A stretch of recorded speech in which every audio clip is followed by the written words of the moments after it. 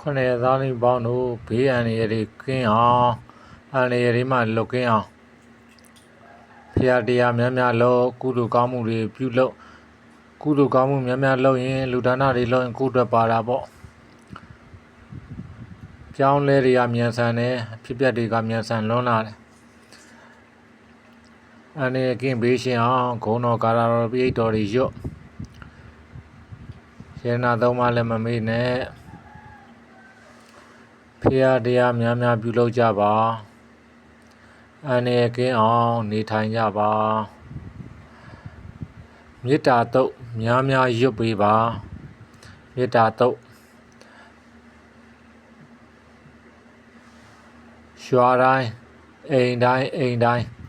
မေတ္တာတုတ်ဖွင့်ပေးပါမေတ္တာတုတ်တရားနာပါကိုယ်တိုင်းလည်းရွတ်ကြပါမေတ္တာတုတ်ပွားများကြပါမေတ္တာတုတ်ဖွင့်ပေးကြပါ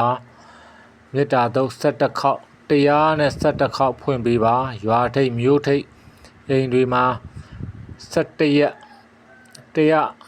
က်ဖွင့်ပေးခြင်းပြုလုပ်ပါရွာထိပ်မြို့ထိပ်တွေမှာကြော်ဝဲပေး၍ဆရာတော်ကြီးများကြီးကဲသောလူကြီးများကိုပင်ဖိတ်၍မေတ္တာတုတ်တရား17ခေါက်ဖွင့်ပေးခြင်းတရား17ရက်ပြုလုပ်ပေးခြင်းဖြင့်ကောင်းခြင်းမင်္ဂလာတွေဖြစ်ထွန်းနိုင်ပါတယ်မေတ္တာတုတ်ကိုနောက်နှစ်ပေါင်းများစွာအထိနှစ်တိုင်းတရား17ခေါက်တရား17ရက်ပြုလုပ်ပေးကြပါရန်ဘေးရန်တွေကင်းရှင်းကြပါစေကောင်းမြတ်သောစိတ်စေနာဖြင့်ပြောခြင်းသာဖြစ်သည်မေတ္တာတုတ်ရဲ့အစွမ်းတိတ်ထိကိုပြောပြရင်ယုံနိုင်စရာမရှိဘူးတာရကတွေလည်းရှိတယ်အန္တရာယ်တွေကိုရပ်တန့်စေနိုင်တယ်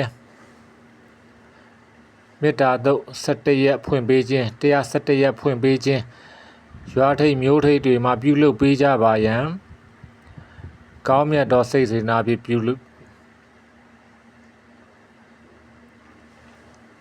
အားလုံးဘေးကင်းရန်ကင်းကြပါစေအန္တရာယ်ကင်းကြပါစေ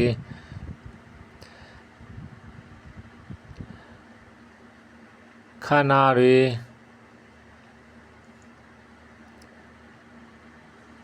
စလဲဝင်နေအိုးအိမ်တိုက်တာတွေမှာခမတိဆိုတဲ့စာသားလေးကိုရေးထားအန္တရာယ်ကင်းတယ်မယုံမရှိနဲ့ခမတိဆိုတဲ့စာသားလေးအရန်ကိုအစွမ်းထက်တယ်ဘေးအန္တရာယ်ကင်းရှင်းတယ်တိုက်တာအဆောက်အုံလူခန္ဓာမှာရေးမယ်တတူးထိုးမယ်ရေးမယ်ဆိုရင်အနီရောင်နဲ့ညာဘက်လက်မှာရေးကျန်တဲ့ဟာတော့အဖြူရောင်အနက်ရောင်သုံးပြီးတော့ရေးပစ္စည်းတွေစလဲဝင်နေမှာခမတိလို့ရေးတဲ့အခါမှာခနည်းနည်းလေးချခဟမတိလို့ရေးစလုံးက3လုံးနဲ့အမှန်တကယ်အန္တရာယ်ကိုကာကွယ်ပေးနိုင်တယ်တိုက်တာအိုးအိမ်တွေကားတွေရင်တွေပစ္စည်းတွေစလဲဝင်နေမှာခမတိလို့ရေးမြင့်မြတ်တဲ့နေရာမှာရေးဘေးကင်းတယ်ကွာသဘောပါလားလက်တွေ့ပြောတာနော်လက်တွေ့လောက်ကြည့်ပါဘေးကင်းရန်ကင်းကြပါစေမေတ္တာတုတ်တွေရွတ်ကြဖွင့်ပေးကြအထူးမှာကြလိုပါတယ်